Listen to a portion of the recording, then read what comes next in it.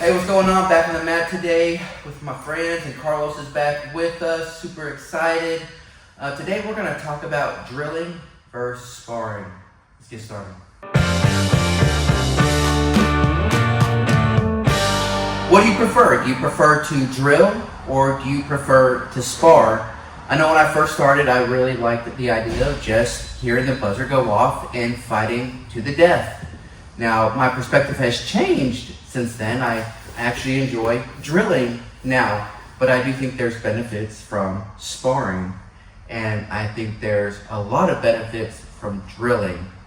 So I just want to get y'all's thoughts on what have you experienced? Have you learned from drilling? Have you learned from sparring? So what are y'all's thoughts on any of that? Have you learned from one of those two? Well, I think that they're both really good teaching models, right? I mean, they're each going to provide some sort of a benefit. The drilling, I mean, that repetition is so good. You know, you got to build that muscle memory. You got to repeat it. You got to be able to fire it without thinking too much, because when you're in a sparring session, that window of opportunity to fire a certain move is very, very small. Mm-hmm. And if you have to think about it, that window's closed.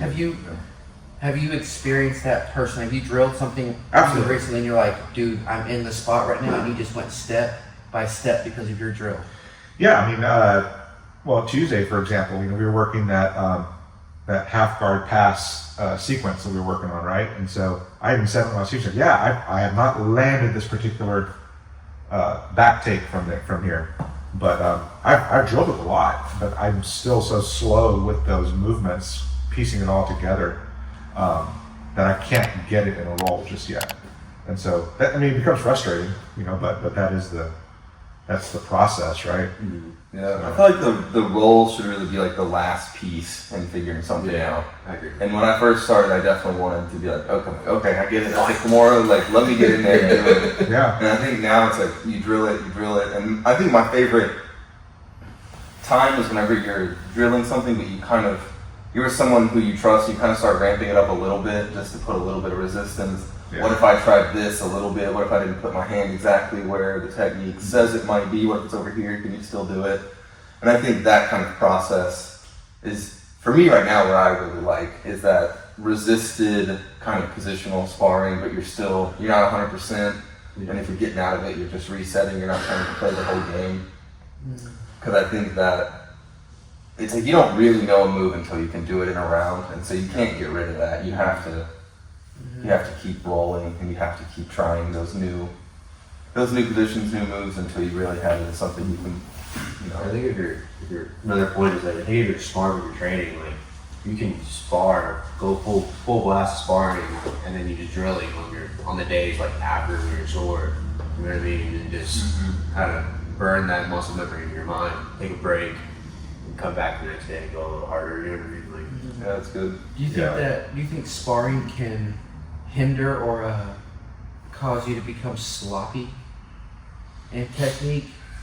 I'm just not thinking about that. Yeah, what you said. Yeah, I think so. I mean, if you're not polished with the move or even the setup, I mean, me personally, was like, well, if I don't get into that position just right to get the arm bar, I'm gonna muscle it, and so that's not for developmentally for my game. That's not going to help it at all. So, kind of like to speak to what you said, and you kind of have to have it there, I guess. Be ready to use it. So something Danaher said that I saw the other day, and I made the mistake of doing this with everybody, is I had us all stand up and we were doing reverse De La Riva inverts, and I was like, okay, you do 5 each side. Well, Danaher made this good comment. He said it's not about the numbers you do, it's about doing what you're drilling correctly.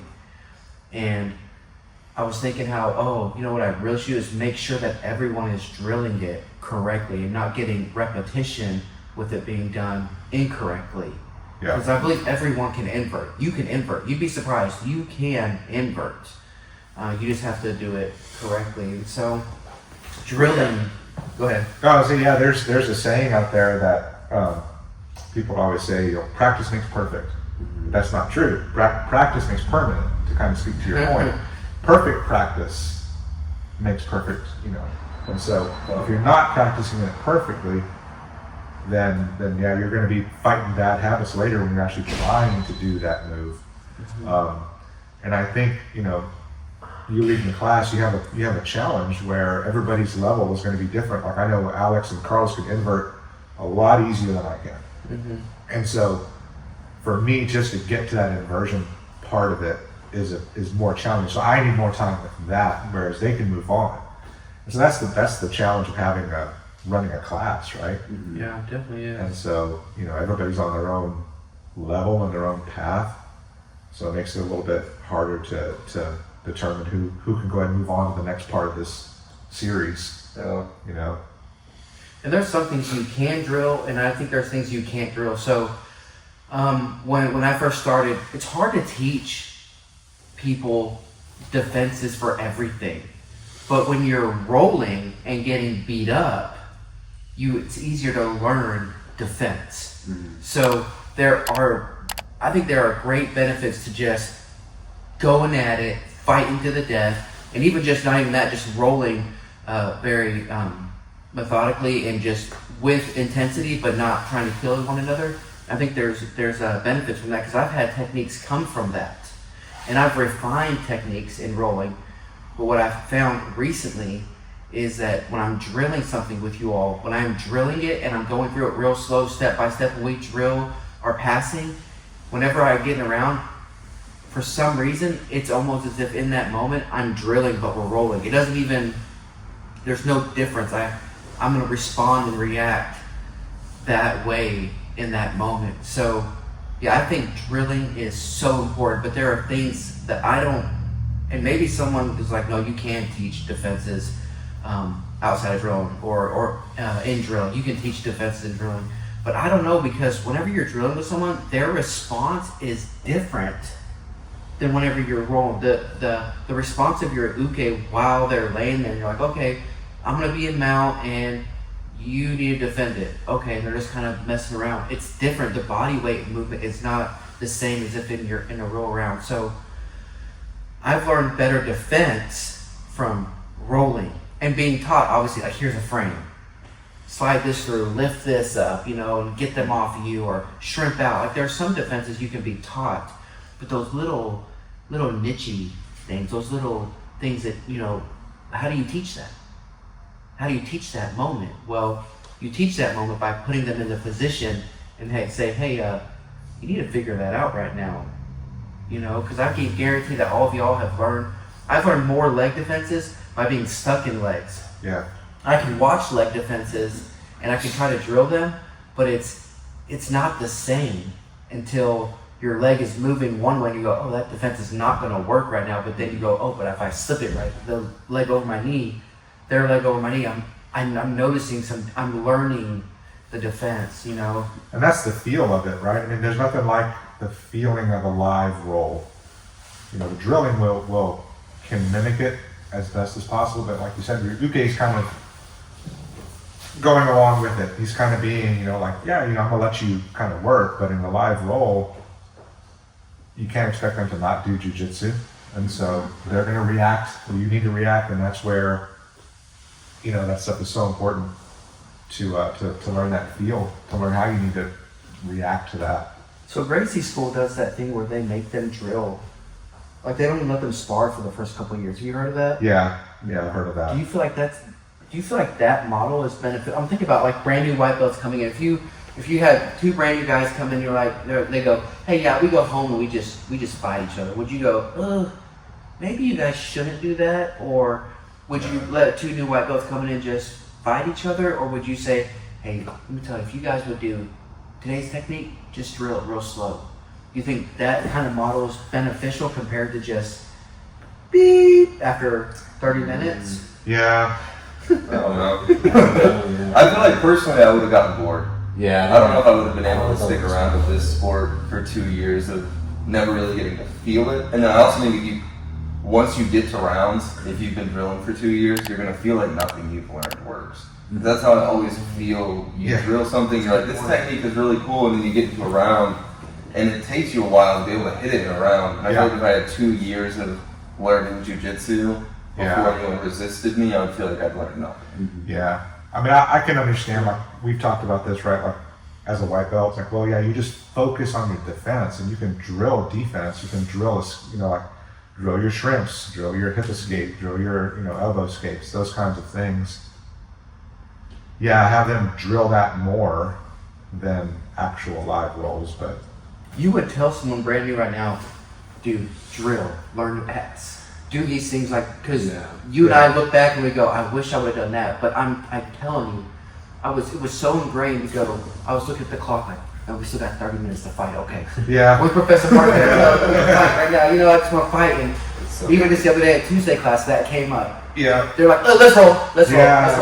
Let's do it. I'm like, I want to drill. You want to drill or you want to round? We're going to do rounds. Like, yeah, okay, white belt. We're doing rounds. We're doing rounds, I guess.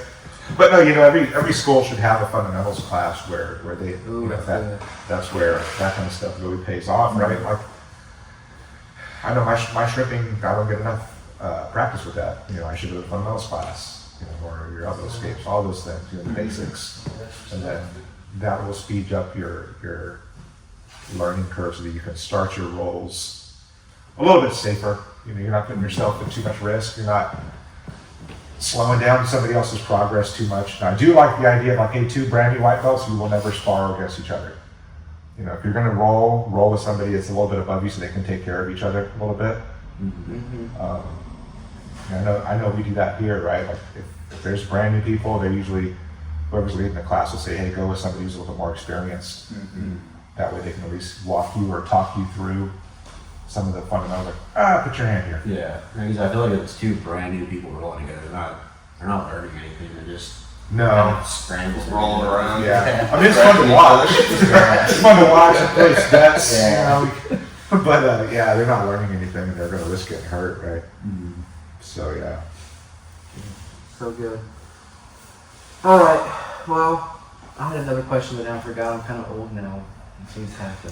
So Since this video started. yeah. How long was this video? Yeah. All right. Well, hey, there's benefits to drilling. There's benefits to rolling. I do think you should drill a whole lot. Don't avoid. Oh, that's what I was gonna say. If anything, if you had a choice, if you come to a school and you have a choice, you're out of school now. You've been out of school for say a year, less than that, or maybe you're about to start. It's kind of off topic, but I'm just thinking about it and I don't want to forget to talk about it later on. I would encourage you to, like I said, it's really off topic, to start on your back and learn how to get beat up for a while and then learn the defenses within rolling.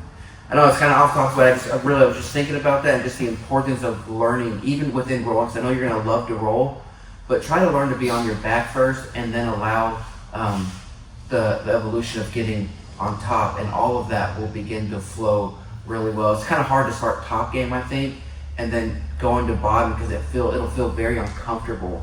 So if you get comfortable laying on your back and then evolve into top game, it'll be good.